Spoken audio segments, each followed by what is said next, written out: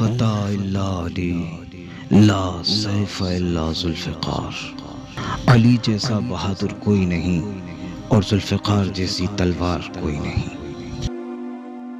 حضرت علی کا خاندان بنی ہاشم ہے۔ قریش مکہ میں اس خاندان کا مقام و مرتبہ نہایت ممتاز تھا۔ حرم کعبہ کی خدمت اسی خاندان کے ذمہ تھی۔ بنو ہاشم کا اس سے بھی بڑا اعزاز یہ تھا کہ دنیا کے سب سے بڑے سردار اور مقصود کائنات حضرت محمد صلی اللہ علیہ وآلہ وسلم بھی اسی خاندان میں پیدا کیے گئے۔ یہ خاندان حضرت ابراہیم کے بیٹے حضرت اسماعیل کی مکہ مکرمہ میں آمد کے بعد سے اسی دیار میں آباد تھا۔ قریش کے دیگر خاندانوں میں بنو ہاشم ہی سب سے زیادہ ممتاز اور بزرگی کے حامل تھے۔ حضرت علی رضی اللہ تعالیٰ عنہ کے والد کا نام عبد مناف اور ان کی کنیت ابو طالب تھی۔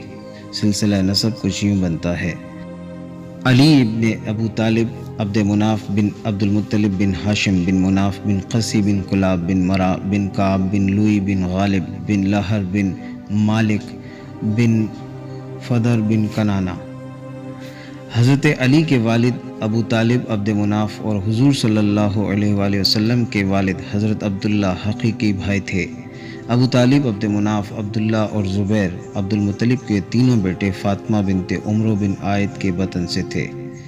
حضرت علی کی والدہ فاطمہ بنت اسد تھیں۔ یہ پہلی ہاشمی خاتون ہیں جن کی شادی ہاشمی خاندان میں ہوئی۔ اس طرح آپ نجیب الطرفین ہاشمی ٹھہرے۔ آپ رضی اللہ تعالیٰ عنہا مشرف با اسلام ہوئیں اور مدینہ منورہ میں آپ کی وفات ہوئی۔ فاطمہ بنت اسد کی وفات ہوئی تو حضور صلی اللہ علیہ وآلہ وسلم نے ان کے کفن دفن کے انتظامات فرمائے اور اپنی قمیض ان کے کفن میں شامل فرمائی۔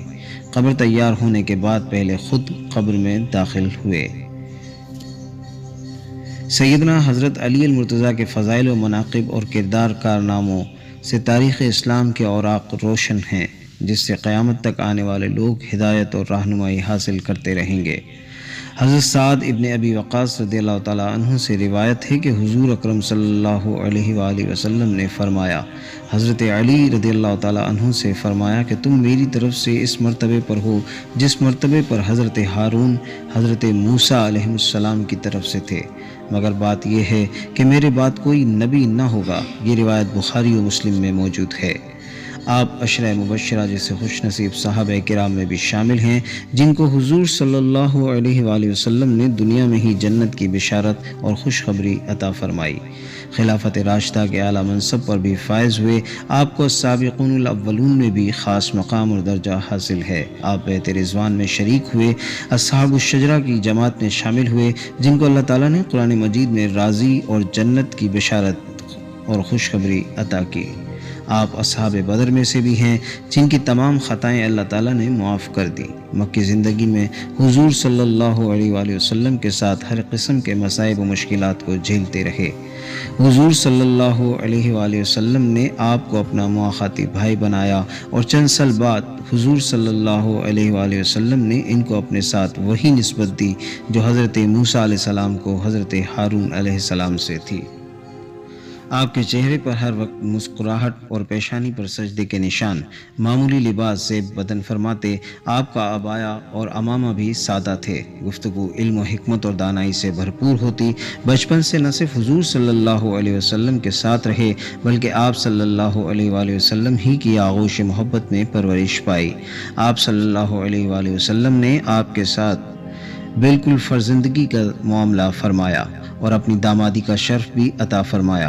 حضور صلی اللہ علیہ وآلہ وسلم کی سب سے چھوٹی اور لاڈلی بیٹی خاتون جنت سیدہ فاطمہ الزہرا رضی اللہ تعالیٰ عنہا کے ساتھ آپ کا نکاح ہوا اور آپ سے آپ کی اولاد بھی ہوئی۔ صحابہ کرام رضوان اللہ تعالیٰ علیہم اجمعین میں جو لوگ اعلیٰ درجے کے فصیح و بلیغ اور اعلیٰ درجے کے خطیب تھے، ان میں آپ کا شمار ہوتا ہے۔ شجاعت و بہادری میں سب سے زیادہ فائق مانے جاتے تھے اور آپ کا مقام و مرتبہ بہت نمایاں تھا۔ حضرت علی المرتضیٰ میدان جنگ میں تلوار کے دھنی اور مسجد میں زاہد شب بیدار تھے۔ مفتی، قاضی اور علم و عرفان کے سمندر، عزم و حوصلے میں ضرب المثل، خطابات اور ذہانت میں بے مثل۔ حضور صلی اللہ علیہ وآلہ وسلم کے چچا زاد بھائی اور داماد فضائل و فضیلتیں بے شمار حاصل کیں۔ سخی و فیاض، دوسروں کا دکھ پٹانے والے، عابد و زاہد، مجاہد و جاں باز ایسے تھے کہ دنیا کو چھوڑا اور نہ آخرت سے کنارہ کشی فرمائی۔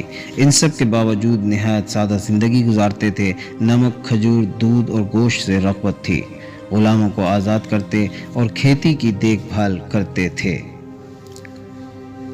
بازاروں کا چکر لگا کر خلافت کے دوران قیمتوں کی نگرانی فرماتے، گداگری سے لوگوں کو روکتے تھے۔ جب نماز کا وقت آتا تو آپ کے بدن پر لرزہ طاری ہو جاتا اور چہرے پر زردی چھا جاتی۔ کسی نے اس کی وجہ پوچھی تو فرمایا کہ اس امانت کی ادائی کا وقت ہے جس کو اللہ تعالیٰ نے آسمانوں، زمین اور پہاڑوں پر اتارا تو وہ اس بوجھ کو اٹھانے سے عاجز ہو گئے۔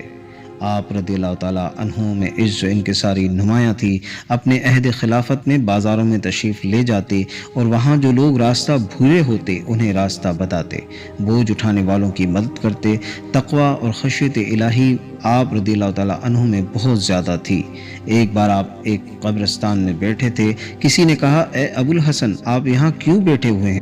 فرمایا، میں ان لوگوں کو بہت اچھا ہم نشین پاتا ہوں، یہ کسی کی بدگوئی نہیں کرتے اور آخرت کی یاد دلاتے ہیں۔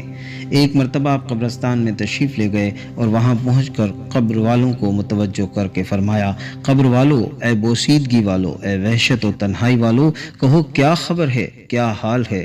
ہماری خبر تو یہ ہے کہ تمہارے جانے کے بعد مال تقسیم کر لیے گئے اور اولادیں یتیم ہو گئیں، بیویوں نے دوسرے شوہر کر لیے، یہ تو ہماری خبر ہے، تم بھی اپنی خبر سناؤ۔ اس وقت کمیل نامی شخص آپ رضی اللہ تعالیٰ عنہ کے ہمراہ تھے۔ بیان کرتے ہیں کہ اس کے بعد حضرت علی رضی اللہ تعالیٰ عنہ نے فرمایا کہ اے کمیل، اگر ان مردوں کو بولنے کی اجازت ہوتی تو یہ جواب دیتے کہ بہترین سامان آخرت اور پرہیزگاری ہے۔ اس کے بعد حضرت علی رونے لگے اور فرمایا، اے کمیل، قبر اعمال کا صندوق ہے اور موت کے وقت کی بات معلوم ہوتی ہے۔ زرار اسدی نے سیدنا حضرت علی کرم اللہ وجہ الکریم کے اوصاف و صفات بیان کرتے ہوئے کہا کہ اللہ کی قسم، حضرت علی المرتضیٰ رضی اللہ تعالیٰ عنہ بڑے طاقتور تھے، فیصلہ کن بات کرتے اور انصاف کے ساتھ حکم دیتے تھے۔ علم و حکمت ان کے اطراف سے بہتے، دنیا اور اس کی تازگی سے متحش ہوتے تھے، رات کی تنہائیوں سے انس حاصل کرتے تھے، روتے بہت تھے اور فکر میں زیادہ رہتے تھے۔ لباس ان کو وہی پسند تھا جو کم قیمت ہو اور کھانا وہی مرغوب تھا جو ادنا درجے کا ہو۔ ہمارے درمیان بالکل مساویانہ زندگی بسر کرتے اور جب ہم پوچھتے تو جواب دیتے تھے۔ ہم ان کو مقرب تھے مگر ان کی ہیبت کے سبب ان سے بات کرنے کی جرأت نہیں ہوتی تھی۔ وہ ہمیشہ اہل دین کی تعظیم کرتے تھے اور مساکین کو اپنے پاس بٹھاتے تھے۔ کبھی کوئی طاقتور اپنی طاقت کی وجہ سے ان سے ناجائز فائدہ اٹھانے کی امید نہ کر سکتا تھا۔ کمزور ان کے انصاف سے مایوس نہیں ہوتا تھا۔ خدا کی قسم، میں نے بعض اوقات دیکھا کہ جب رات ختم ہونے کو ہوتی تو داڑھی پکڑ کر اس طرح بے قرار ہوتے کہ جس طرح کوئی سانپ کے ڈسنے سے بے چین ہوتا ہے، اور بہت دردناک آواز میں روتے تھے اور فرماتے، اے دنیا، میرے سوا کسی اور کو فریب دے، تو میرے سامنے کیوں آتی ہے، مجھے شوق کیوں دلاتی ہے؟ یہ بات بہت دور ہے، میں نے تجھے 3 طلاق بائنہ دی ہیں جن میں رجوع نہیں ہو سکتا۔ تیری عمر کم ہے اور تیری قدر و منزلت بہت زیادہ ہے۔ عذراہ کم اور سفر لمبا ہے، راستہ وحشتناک ہے۔ ایک موقع پر حضور صلی اللہ علیہ وآلہ وسلم نے فرمایا کہ علی رضی اللہ تعالیٰ عنہ سب سے اچھا فیصلہ کرنے والے ہیں۔ سیدنا علی رضی اللہ تعالیٰ عنہ غزوہ تبوک کے علاوہ تمام غزوات میں شریک ہوئے۔ ہر معرکہ میں سیدنا حضرت علی نے اپنی شجاعت و بہادری اور فداکاری کا لوہا منوایا۔ بدر واحد، خندق و حنین اور خیبر میں اپنی جرأت و بہادری کے خوب جوہر دکھائے۔ ہجرت کی شب حضور صلی اللہ علیہ وآلہ وسلم کے بستر مبارک پر آرام فرما ہوئے اور آپ رضی اللہ تعالیٰ عنہ نے آخری وقت میں حضور صلی اللہ علیہ وآلہ وسلم کی تیمارداری کے فرائض بھی سر انجام دیے۔ زبیر بن سعید رضی اللہ تعالیٰ عنہ سے روایت ہے کہ میں نے کسی ہاشمی کو نہیں دیکھا جو حضرت علی سے زیادہ عبادت گزار ہو۔ ام المومنین حضرت سیدہ عائشہ صدیقہ رضی اللہ تعالیٰ عنہا روایت ہے کہ حضرت علی بہت زیادہ روزہ دار اور عبادت گزار تھے۔ آپ رضی اللہ تعالیٰ عنہ بہت زیادہ سخاوت کرنے والے تھے، کوئی سائل و حاجت مند آپ کے در سے خالی نہ جاتا تھا۔ آپ قرآن مجید کے حافظ اور اس کی ایک ایک آیت کے معنی اور شان نزول سے واقف تھے۔ سیدنا حضرت علی المرتضیٰ وہ خوش قسمت ترین انسان ہیں جن کو حضور صلی اللہ علیہ وآلہ وسلم نے جنگ خیبر کے موقع پر فتح کا جھنڈا عنایت فرمایا۔ حضرت زر بن جیش رضی اللہ تعالی عنہ سے روایت ہے کہ حضرت علی رضی اللہ تعالیٰ عنہ نے فرمایا، قسم ہے اس ذات کی جس نے دانے کو پھاڑ کر درخت نکالا اور چاند کو پیدا کیا، کہ نبی امی صلی اللہ علیہ وآلہ وسلم نے مجھ سے فرمایا کہ مجھ سے وہی محبت کرے گا جو مومن ہوگا اور مجھ سے وہی بغض رکھے گا جو منافق ہوگا۔ یہ روایت بھی صحیح مسلم میں موجود ہے۔ حضرت علی رضی اللہ تعالیٰ عنہ نے 3 ماہ کم 5 سال تک تخت خلافت متمکن رہنے کے بعد عبد الرحمن بن ملجم کے ہاتھوں زخمی ہونے کے بعد 21 رمضان المبارک کو زخموں کی تاب نہ لاتے ہوئے شہادت کے اعلیٰ ترین درجے پر فائز ہو گئے اور 22 لاکھ مربع میل کے وسیع اور عریض خطے پر نظام خلافت کو قائم کرنے کے بعد کوفہ کے نزدیک مقام نجف پر آسودہ خاک ہوئے۔ انا للہ و انا الیہ راجعون۔ مسلم اول شہ مردان علی، عشق را سرمایہ ایمان علی، یعنی حضرت علی رضی اللہ تعالیٰ عنہ دلیروں کے سردار ہیں، اسلام لانے والوں میں سر فہرست ہیں۔ آپ کی ذات عشق کے لیے ایمان کا سرمایہ تھی۔